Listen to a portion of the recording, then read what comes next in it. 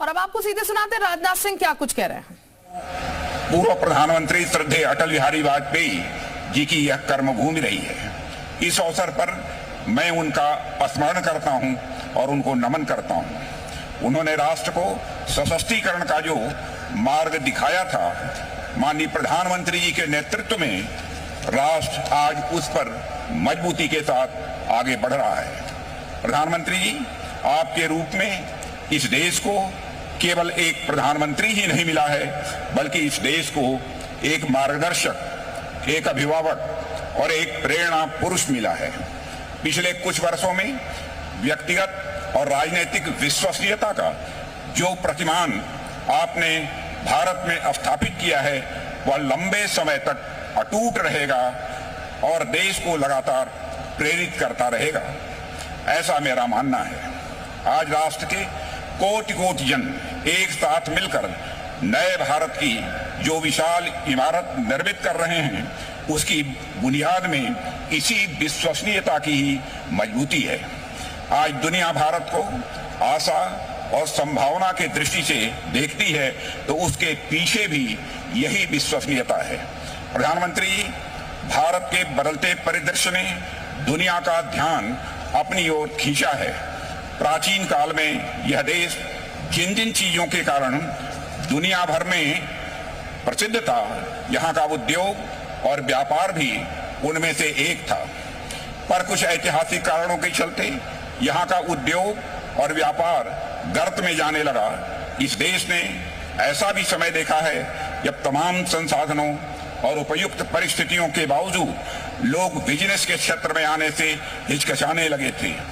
यानी pseudo secularism, छद्म समाजवाद के नाम पर इंडस्ट्रियलिस्ट को न केवल आगे बढ़ने से रोका गया, बल्कि स्थापित उद्योगों को भी बड़ा नुकसान पहुंचाया गया। समाज में ऐसा हीन दृष्टिकोण बन गया था जो औद्योगिक एवं व्यापारिक गतिविधियों को ऐसे देखता था मानवीय सभ्य समाज से अलग कोई गतिविधि हो। पर पिछले कुछ वर्षों में चाहे वह राष्ट्र में नए नए आर्थिक सुधार हो, बिजनेस कम्युनिटी को प्रेरित और उत्साहित करना हो, यह दिखाते हैं कि बिजनेस कम्युनिटी के प्रति सरकार ने एक नई अप्रोच रखी है। पुराने और अप्रभावी नियम कानून जो इंडस्ट्री के लिए रेड टेप बन चुके थे, वर्तमान नेतृत्व में रेड कारपेट में वह बदल चुके हैं। आज बिजनेस कम्युनिटी को न केवल सम्मान और भरोसे की नजर से देखा जाता है, बल्कि वेल्थ क्रिएटर के रूप में सामाजिक विकास में उन्हें एक प्रमुख कंट्रीब्यूटर समझा जाता है। भारत की लगातार बढ़ती साख में हमारी बिजनेस कम्युनिटी का बहुत बड़ा योगदान है। देवियों व सज्जनों, यह महत्वपूर्ण बात है कि आज international monetary fund, world bank, domestic एवं ग्लोबल इन्वेस्टर्स कम्युनिटी भारत को भरोसे की निगाह से देख रही है। पर इससे भी महत्वपूर्ण बात यह है कि आज देश के नागरिकों में देश के नेतृत्व पर, देश की संभावनाओं और क्षमता पर एक नया भरोसा पैदा हुआ है। मोदी जी के मुख्यमंत्रित्व काल में गुजरात ने जो ऊंची विकास की दर हासिल की थी, वह पूरी दुनिया में चर्चा के साथ साथ रिसर्च का विषय बन गया था।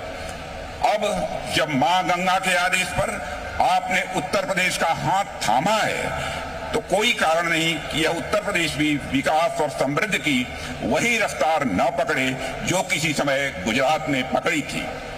पिछले कुछ समय में उत्तर प्रदेश इन्वेस्टर्स के लिए एक अत्यंत भरोसेमंद डेस्टिनेशन के रूप में यह उत्तर प्रदेश उभरा है। प्रदेश के बहुत ही लगनशील और कर्मठ मुख्यमंत्री श्री योगी आदित्यनाथ के नेतृत्व में यूपी ने अपने नाम यानी अप को लगातार सार्थक किया है। अब यूपी मतलब हेल्थ अप, यूपी मतलब एजुकेशन अप, यूपी मतलब स्किल अप, यूपी मतलब इंफ्रास्ट्रक्चर अप, यूपी मतलब इन्वेस्टमेंट अप और यूपी मतलब इन्वेस्टमेंट का रिटर्न अप, यह हो गया है। कुछ साल पहले स्थिति यह हो गई थी कि यूपी में इन्वेस्ट वेस्ट समझा जाने लगा था, पर आज यूपी में इन्वेस्ट बेस्ट समझा जाने लगा है।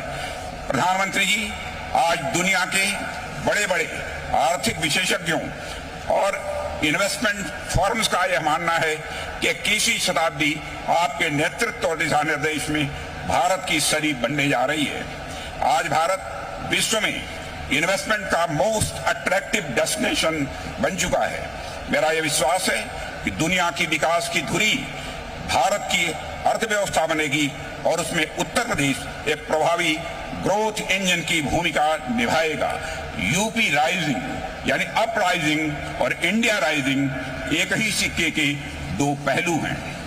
देवियों व सज्जनों, आज की समिट में आप लोगों का पार्टिसिपेशन और पिछले कुछ समय में यूपी में हुआ अच्छा खासा इन्वेस्टमेंट इसका एक बहुत बड़ा प्रमाण है। नेतृत्व बदल जाने से कैसे पूरा परिदृश्य बदल जाता है, उत्तर प्रदेश समेत पूरा देश इसका जीता जागता उदाहरण है। पिछले 7-8 वर्षों में ऐसा नहीं है कि संसाधन बहुत बदल गए हों, ऐसा नहीं है कि लोग दूसरे आ गए हों। बावजूद इसके हमारा देश अगर इतना बदला है तो इसलिए क्योंकि नेतृत्व बदला है। आने वाले समय में उत्तर प्रदेश समेत पूरा राष्ट्र विकास का शिखर चूमेगा। राष्ट्र अपनी आभा से संपूर्ण विश्व को आलोकित करेगा, ऐसा मेरा विश्वास है। और इसका रास्ता इस तरह के इन्वेस्टर समिट से ही होकर गुजरता है। मैं इसकी सफलता की हृदय से शुभकामना देता हूं और एक बार फिर माननीय प्रधानमंत्री जी को अपने व्यस्ततम कार्यक्रम में से समय निकालकर और हम सबके मार्गदर्शन के लिए यहाँ पर उपस्थित होने पर मैं उन्हें धन्यवाद देता हूं और आप सभी को धन्यवाद देते हुए यहीं पर अपना निवेदन समाप्त करता हूं।